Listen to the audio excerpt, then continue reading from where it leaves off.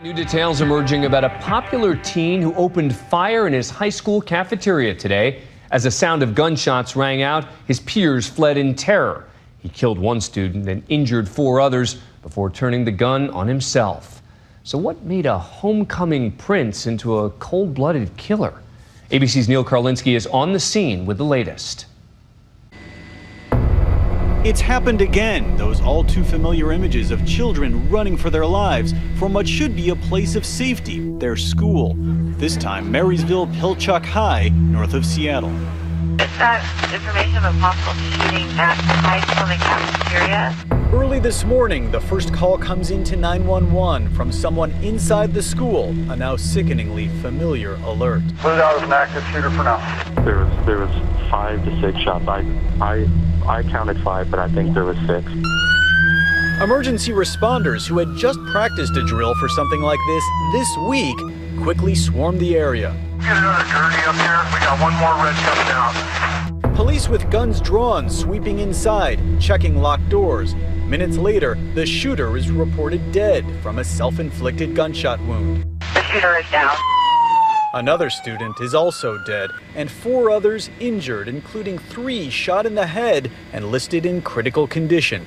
All of them shot inside the school cafeteria. 4 shots went off, and I thought it was firecrackers, and then everyone started ducking under the tables, and then 3 more went off, and everyone started screaming, "Run, it's a gun!" When I fell over, I got up, and there's just someone laying on the ground. This boy lifts his shirt to show us where a bullet grazed his back. I heard gunshots, and it must have ricocheted off something and hit me. And I heard the fire alarm go off, and everyone ran in our class, and I heard some gunshots. You heard the shots? Soon, terrified parents begin flooding the area, a nearby church set aside for kids to be taken by school bus and reunited. We're lucky. We get to take her home tonight. This shouldn't happen. It shouldn't happen to our kids and our grandkids. She called me right away, so I didn't have to worry for too long. Thank God. I can't imagine the parents that hadn't heard from their kids that were standing over there. The scene here is surreal.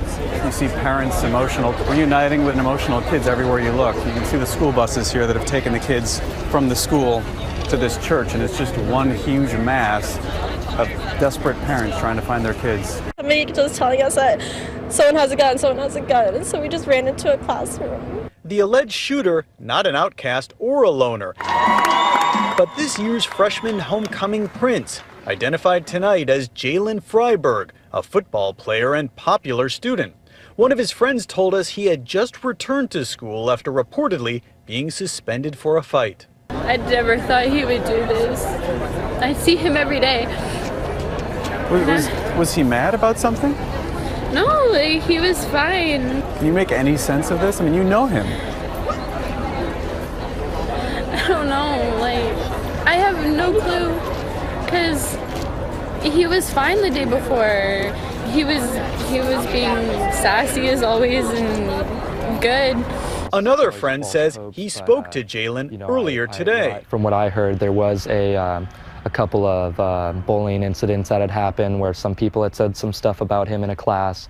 So what could have set him off? Twitter offers some clues. Jalen writing yesterday morning, "It won't last. It'll never last." He seemed to be upset earlier in the week, tweeting, "I should have listened. You were right. The whole time you were right." And it breaks me. It actually does.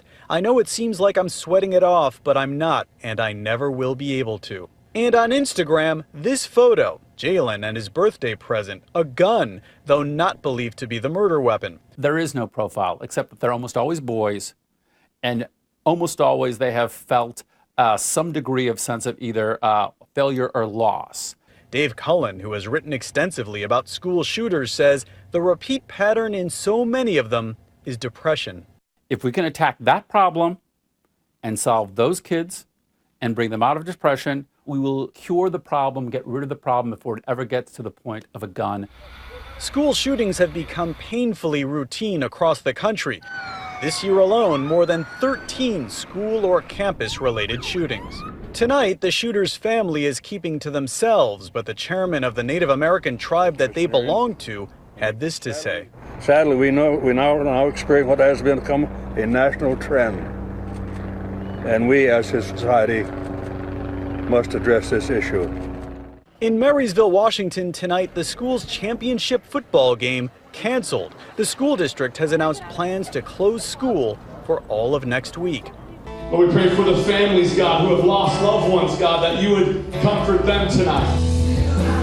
And at a church in town just hours ago, a community came together to show their support for 3 young victims fighting for their lives, for the families who've lost so much, and to try to understand something that makes no sense.